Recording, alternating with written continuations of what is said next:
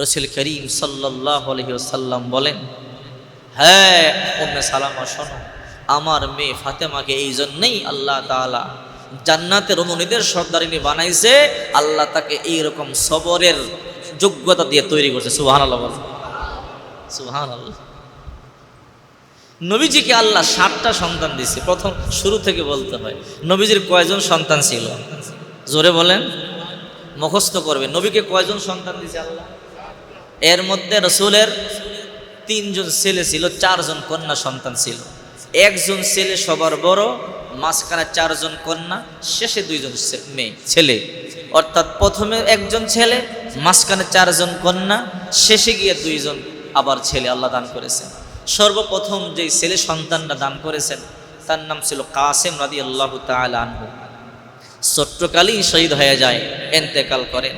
এরপরে আল্লাহ পাক রব্বুল আলামিন ওনাকে একটা কন্যা সন্তান দান করেন। রসুল পছন্দ করে নাম রাখছেন জাইনাব রাদিয়াল্লাহু তাআলা আনহা।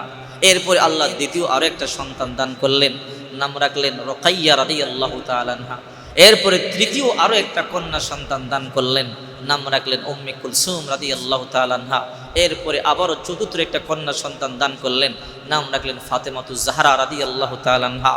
এরপরে আল্লাহ রসুলকে 6 নম্বরে আবার একটা পুত্র সন্তান দিলেন, নাম রাখলেন ইব্রাহিম।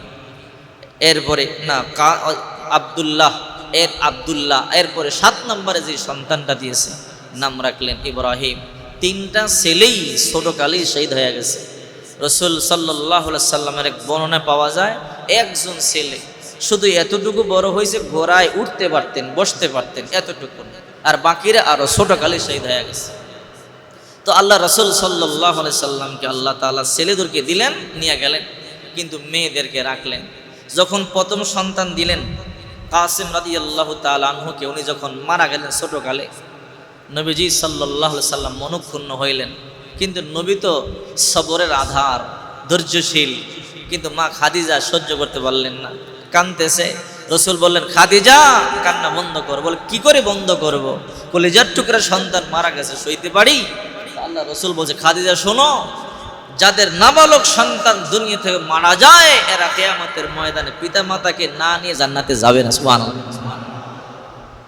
এরপর আল্লাহ পাক রব্বুল আলামিন 2 বছর পরে আল্লাহর পয়গম্বরকে সুসংবাদ দিলেন কন্যা সন্তানের। আল্লাহর হাবিব কন্যা সন্তান পাইলেন, বড় খুশি হইলেন, মন বড় খুশি। নাম রাখলেন জাইনাব রাদিয়াল্লাহু তাআলা আনহা। আল্লাহর রাসূল সাল্লাল্লাহু আলাইহি ওয়াসাল্লামকে আবারও 2 বছর পরে আল্লাহ পাক রব্বুল আলামিন একটা কন্যা সন্তান দান করলেন, নাম রাখলেন রুকাইয়া রাদিয়াল্লাহু তাআলা আনহা। এর আরো 2-2.5 বছর পরে আল্লাহ তাআলা আরো একটা সন্তান দান করলেন, নাম রাখলেন উম্মে কুলসুম রাদিয়াল্লাহু তাআলা আনহা। অর্থাৎ 3টা কন্যা সন্তান সিরিয়াল হলো। এবার 3 বছর পরে হঠাৎ করে আল্লাহর নবী তাহাজ্জুদের নামাজ পড়বার জন্য যখন মসজিদের মধ্যে ভ্রমণ করবেন, দরজার সামনে জিবরাইল এসে হাজির হয়ে গেল। আল্লাহর হাবিব বলে, জিবরাইল এই সময় তো তুমি আসো না, কারণটা কি আমারে বলো। ও পয়গম্বর, আপনার জন্য একটা সুসংবাদ আছে। বলে, কি সুসংবাদ? বলে, আল্লাহ পাক রব্বুল আলামিন নিজে জান্নাত থেকে আপনার জন্য একটা ফল পাঠাইছে। সুবহানাল্লাহ। ও নবী, ফলটা আপনি খান। আল্লাহর হাবিব হাতের মধ্যে ফলটা নেওয়ার পরে দেখলো এমন সুন্দর ঘ্রাণ, ফল থেকে নূরগুলো চমকাইতেছে। আল্লাহর হাবিব বলে, জিবরাইল এত সুন্দর ফল আমি দেখি নাই, এমন সুন্দর সুঘ্রাণ আমি পাই নাই। জিবরাইল বলে, পয়গম্বর যেমন দেখতে সুন্দর, যেমন সুঘ্রাণটা ভালো, খাইতে আরো বেশি সুস্বাদু। ও পয়গম্বর, শুনলে অবাক হয়ে যাবেন। আল্লাহ পাক রব্বুল আলামিন 1 লক্ষ মতান্তরে 100 লক্ষ নবী, আরো বেশি কম হইতে পারে, যত নবী রাসূল দুনিয়ার মধ্যে প্রেরণ করেছেন, কাউকে এই ফলটা আল্লাহ তাআলা দেন নাই, আর কাউকে দিবেন না। এই ফলটা একমাত্র আপনারে দিয়েছে। জিবরাইল, কেন? বলে, এই ফলটা খাওয়ার পরে আল্লাহ আপনাকে একটা কন্যা সন্তান দান করবে। ও নবী, নাম রাখবেন তার ফাতিমা। সে হবে জান্নাতের রমণীদের সর্দারিনী। ও পয়গম্বর, ছোট্টকালে আপনি মা হারাইয়া যে ব্যথা পাইছেন, আপনার এই কলিজা টুকরা কন্যা আপনার মায়ের ব্যথা আপনারে ভুলাইয়া দিবে। আল্লাহু আকবার। ফলটা খাওয়ার পরে লম্বা ঘটনা। আল বিদায়া ওয়ান নিহায়ার মধ্যে ইবনে কাসির রাহমাতুল্লাহ আলাইহি লিখেছেন, আল্লাহ নবী খাওয়ার পরে নবীজির ঔরস থেকে হযরতে ফাতেমা রাদিয়াল্লাহু তাআলা আনহা মায়ের গর্ভে চলে গেলেন। হযরত ফাতেমা রাদিয়াল্লাহু তাআলা আনহা যখন দুনিয়াতে জন্ম নেবে, মদিনার মধ্যে মক্কার মধ্যে দুর্ভিক্ষ চলছিল, মক্কার মধ্যে বড় দুর্ভিক্ষ চলছিল। হযরতে ফাতেমা রাদিয়াল্লাহু তাআলা আনহার সময় অভাব চলছিল। আল্লাহ রাসূল সাল্লাল্লাহু আলাইহি ওয়াসাল্লাম বাড়িতে ছিলেন না। যেদিন মা ফাতেমা দুনিয়ার মধ্যে জন্মগ্রহণ করবে, খাদিজাতুল কুবরা রাদিয়াল্লাহু তাআলা আনহা নিজের দাসীরে বলে, দাসীরে আমার দুনিয়ার মধ্যে আপন বলতে কেউ নাই, আমার বাবার বাড়িতে গিয়ে সংবাদটা দিয়া দে, আমার সন্তান জন্ম হবে, আমার প্রসবের সময় হয়ে গেল, আমার কিছু আত্মীয়রা যেন দায়ের কাজ করবার জন্য আমার বাড়িতে চলে আসে। এই সংবাদটা বলার পরে দাসী তার বাবার বাড়ি চলে গেল। যাওয়ার পরে সংবাদ দিল, তোমাদের কন্যা খাদিজার ঘরে সন্তান হবে, তোমরা আসো, দায়ের কাজ করা লাগবে। খাদিজার বাড়ির লোকেরা স্পষ্ট জানাইয়া দিল, আমরা যাব না। কেন? বল, খাদিজা বেঈমান হয়ে গেছে, মুসলমান হয়ে গেছে। খাদিজার সব সম্পদ ইসলামের জন্য দান করে দিছে। এই মুহূর্তে আমরা গেল কোনো সম্পদ আমরা পাইব না, এই মুহূর্তে গেল সহযোগিতা করতে পারবে না। সে মুসলমান হয়ে গেছে, তার সাথে সম্পর্ক নেই, আমরা কেউ যাব না। এই কথা বলবার পরে দাসী চোখের পানিগুলো সারিয়া কান্না করিয়া করিয়া চলে আসলো। মা খাদিজা বলে, কিরে দাসী, আমার আত্মীয়রা আসবে কিনা বল। বলে, না, তারা কেউ আসবে না। কেন আসবে না? আপনি মুসলমান হয়েছেন, সব সম্পদ ইসলামের জন্য দান করেছেন, এই জন্য তারা আসবে না। আসলেই আপনি কি দিতে পারবেন? আপনার ঘরেই তো এখন খাবার নাই, সব দান করে দিছে। এই কথা বলবার পরে মা খাদিজাতুল কুবরা রাদিয়াল্লাহু তাআলা আনহা চোখের পানিগুলো সারিয়া কান্না করে, সেজদায় গিয়ে বলে, মালিক, আমার টাকা পয়সার কোনো অভাব ছিল না, ধন সম্পদের অভাব ছিল না, সৈন্য সামন্ত জনবল কোনো অভাব ছিল না। ইসলাম কবুল করবার কারণে আজকে আমাকে সহযোগিতা করবার জন্য কেউ আসলো না। ও মালিক, ইসলাম কবুল করবার কারণে আজকে আমার এই অবস্থা। আল্লাহ, তুমি ছাড়া সাহায্য করবার মতো আমার কেউ নাই। আল্লাহর হাবিব বাড়িতে নাই, দাওয়াতি কাজে বাহিরে চলে গেলেন। মা খাদিজার প্রসব বেদনা শুরু হয়ে গেল। মা খাদিজা দরজা বন্ধ করিয়ে চোখের পানি সারিয়া কান্দে। তখন দুনিয়ার মধ্যে এমন নারী আসবে, যেই নারীটা দুনিয়ার মধ্যে সর্বশ্রেষ্ঠ নারী, হযরতে ফাতেমা রাদিয়াল্লাহু তাআলা আনহা। আর এই ফাতেমা এমন দামি নারী, এই ফাতেমার গর্ভ থেকেও দুনিয়ার সবচেয়ে দামি দুইজন হাসান আর হোসাইন জন্মগ্রহণ করবে। মেয়েটা কিন্তু সাধারণ না। মা খাদিজা চোখের পানিগুলো সারিয়া সারিয়া কান্না করে। প্রসব বেদনা শুরু হয়ে গেল। মা খাদিজা সাজদা থেকে মাথা উঠাইয়া চাইয়া দেখে, তার চারপাশে 4টা জান্নাতি মহিলা সাদা কাপড় পরিহিত দাঁড়াইয়া রয়েছে। সুবহানাল্লাহ। আবার জিজ্ঞাসা করে, তোমরা কারা গো? আমার দরজা বন্ধ, কেমনে আমার ঘরে ঢুকলা? জীবনে কোনোদিন দেখি নাই। বলে, আমরা 4 জন জীবনে একবার আইছি, আজকে দ্বিতীয়বার, আর কখনো আসবো না। কখন আসছিলা? বলে, হযরত মুহাম্মদ সাল্লাল্লাহু আলাইহি ওয়াসাল্লাম যখন জন্মগ্রহণ করে ঠিক তোমার মতো অসহায় ছিল মা আমেনা, তখন চোখের পানিগুলো সারিয়া কান্না করেছিল। তখন আসছিলাম, আর আজকে আসছি, আর কোনোদিন আমরা আসবো না। তোমাকে চিনতে পারলাম না, আমি তোমার মা হাওয়া, আর এটা হলো বিবি মারিয়াম, ঈসা নবীর মা। আর এটা হলো হযরতে ওই যে দেখো আসিয়া ফেরাউনের বিবি, আর এইটা হইল মুসা নবীর বোন মারিয়ামের 4 জন। আমরা আল্লাহর হাবিবের জন্মের সময় দুনিয়ার মধ্যে এসেছিলাম, আর কিছুক্ষণের মধ্যে আল্লাহর হাবিবের শ্রেষ্ঠ কন্যা দুনিয়াতে ফাতেমা আসবে। এই জন্য আল্লাহ তাআলা দুনিয়ার কোনো দায়ের কাজ লাগাবে না। আমরা এসেছি, টেনশন করবা না, কান্না করবা না, চোখের পানিগুলো মোছো, তুমি বুঝতে পারবা না কেমনি ভাবে আমরা দায়ের কাজ সম্পন্ন করে দেব। আল্লাহু আকবার। মা খাদিজাতুল কুবরা রাদিয়াল্লাহু তাআলা আনহা বলে, কেমনি ভাবে আমার কন্যা ফাতেমা দুনিয়ার মধ্যে আসলে আমি টেরও পাইলাম না, কোনো কষ্ট পাইলাম না। অন্যান্য মেয়েরা জন্মগ্রহণ করবার সময় রক্ত আর সে নার কাটতে হয়েছে, কিন্তু আমার কন্যা ফাতেমা যখন জন্মগ্রহণ করলো নার কাটছে ঠিক, কিন্তু কখন কাটছে আমি টের পাই নাই, রক্ত দেখি নাই। কখন তারা পরিষ্কার করেছে আমি চোখ খুইলা দেখি, আমার কন্যাকে জান্নাতি কাপড় পরাইয়া তারা সুন্দর করে কোলে রাইখা আমার কোলে দিয়ে দিল। আল্লাহু আকবার। মেয়েটা তো সাধারণ মেয়ে না, জান্নাতি রমণীদের সর্দারিনী হবে। আল্লাহর হাবিব সাল্লাল্লাহু আলাইহি ওয়াসাল্লাম বলেন, ফাতিমা বিজাতুম মিন্নি, ফাতেমা আমার দেহের অংশ, কলিজার টুকরা। ফাতেমারে যে কষ্ট দেয় আমি নবীরে কষ্ট দেয়, আর ফাতেমারে যে খুশি করে আমি নবীরে খুশি করে। আল্লাহর হাবিব সাল্লাল্লাহু আলাইহি ওয়াসাল্লাম যখন মা খাদিজা দুনিয়া থেকে চলে যাবে, চোখের পানিগুলো সারিয়া সারিয়া কাঁদে। ছোট্ট মেয়ে ফাতেমা গিয়া বলে, মা আপনি কেন কান্না করেন? দুঃখের কথাগুলো আমারে বলেন। এবার মা খাদিজা বলে, ফাতেমা রে, এই দুনিয়া তোর বাবার মা নাই, বাবা নাই, দাদা নাই, দাদি নাই, চাচা নাই। আমি খাদিজা তোর বাবার পাশে ছিলাম। মক্কার কাফেরেরা তোর বাবারে কিছু বললে আমি খাদিজা প্রতিবাদ করতাম। এখন আমি চলে যাই, তোর বাবারে কে দেখবে, কে তোর বাবার পাশে দাঁড়াবে? এই জন্য কান্না করি। ছোট্ট মেয়ে ফাতেমা বলে, মা আমি ওয়াদা দিলাম আপনি কান্না করবেন না। যেমনি ভাবে আপনি আমার বাবাকে আগলায় রাখছেন, আল্লাহর কসম করে বলি মৃত্যুর আগ পর্যন্ত আমি ফাতেমা ঠিক আমার বাবাকে ওই রকম আগলায় রাখবো। আল্লাহু আকবার।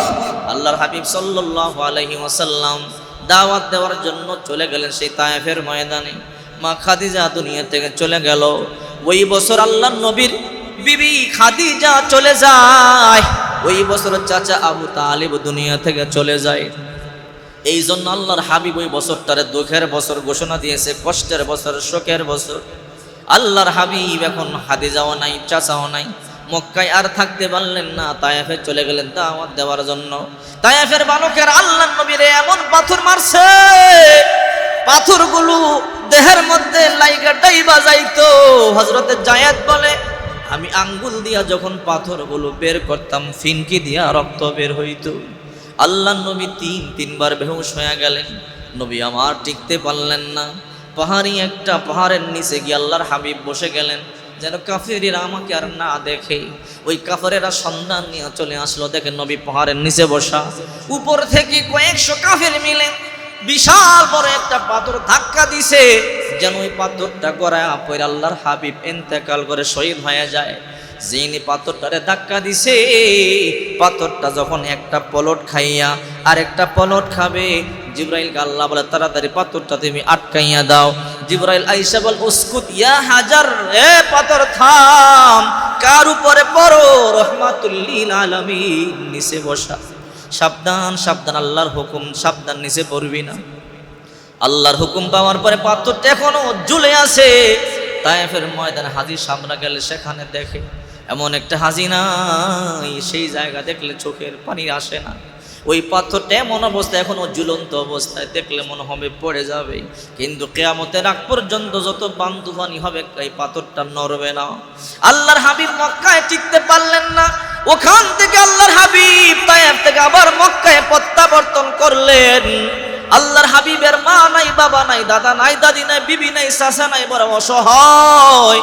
হযরতে ফাতেমা রক্তাক্ত অবস্থায় দেখা পাগলের মতো হয়ে গেল। হযরতে ফাতেমা বাবারে জাবরায়ে দইরা বলে, বাবা মানুষ এত বড় জালেম কেমনে হয়? মানুষের এমনি কি মারতে পারে নাকি? হযরতে ফাতেমা রাদিয়াল্লাহু তাআলা আল্লাহর হাবিবকে বাহিরে রাইখা, আল্লাহর হাবিবকে বাহিরে বসাইয়া বলে, আমি একটু ঘরে যাই। বলে, মা ঘরে কেন যাও? বলে, বাবা তোমার আল্লাহর সাথে একটু আমার কথা আছে। আল্লাহর নবীজির 4টা কন্যা সন্তান। বাবার কাছে কিন্তু সব সন্তান সমান হয় না, বাবার কিন্তু সব সন্তান সমান মোহাব্বত করে না, ঠিক কিনা জোরে বলেন? সন্তানদের মধ্যে কিন্তু পার্থক্য আছে। হযরতে ফাতেমা রাদিয়াল্লাহু তাআলা আনহা, নবীজির 4 কন্যা সন্তান যায়নাব রাদিয়াল্লাহু তাআলা আনহা নবীকে সান্ত্বনা দিয়ে বাড়িতে চলে গেল, শ্বশুর বাড়ি। রুকাইয়া রাদিয়াল্লাহু তাআলা আনহা আল্লাহর পয়গম্বরের সান্ত্বনা দিয়ে চলে গেল বাবার বাড়ি। উম্মে কুলসুম রাদিয়াল্লাহু তাআলা আল্লাহর পয়গম্বরে বুঝাইয়া শোনাইয়া বাড়িতে চলে গেল। হযরতে ফাতেমা ঘরের মধ্যে ডুইকা চোখের পানিগুলো সারিয়া কান্না করে। নবী আমার বলে, ফাতেমা কি দোয়া করবা? বলে, তোমার আল্লাহর সাথে আমার একটু কথা আছে। বলে, কি কথা? বলে, আমি তোমাকে বলবো না রে বাবা।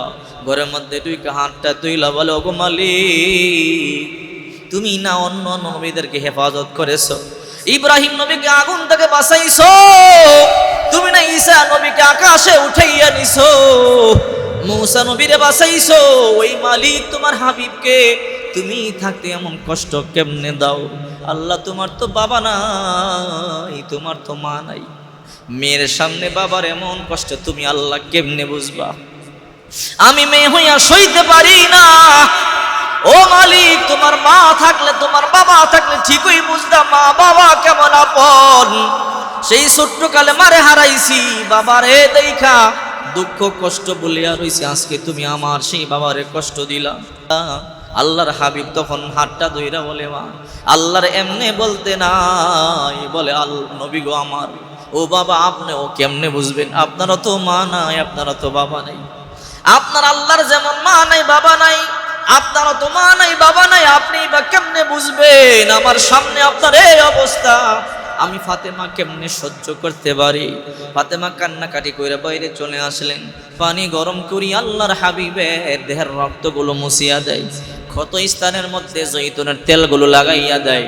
আল্লাহর হাবিব ফাতেমার কোলের মধ্যে ঘুমাইয়া গেল। হযরতে ফাতেমা আল্লাহর পয়গম্বরের ওই যে দেহের মধ্যে ঔষধ লাগাইতেছে, আর আল্লাহর হাবিব ঘুমাইতেছে।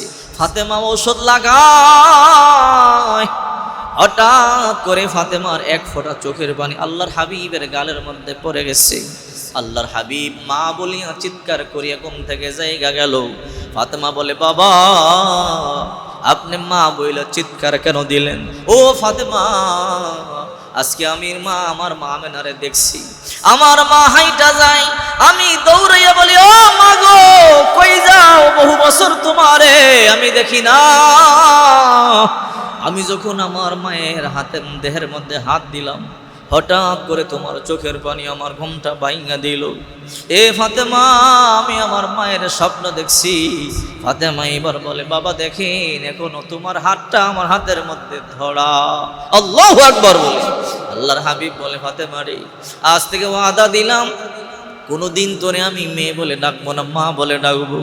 আজকে আমার মা আমারে যেই খেদমত করতো, যে আদর করতো, সব আমি তোর কাছে পাইছি। আজ থেকে তুই আমার মেয়ে না, তুই আমার মা। আল্লাহর হাবিব সাল্লাল্লাহু আলাইহি ওয়াসাল্লাম ফাতেমারে অনেক ভালোবাসতো, বড় মোহাব্বত করতো। আল্লাহর হাবিব সাল্লাল্লাহু আলাইহি ওয়াসাল্লাম ফাতেমারে অনেক ভালোবাসতো।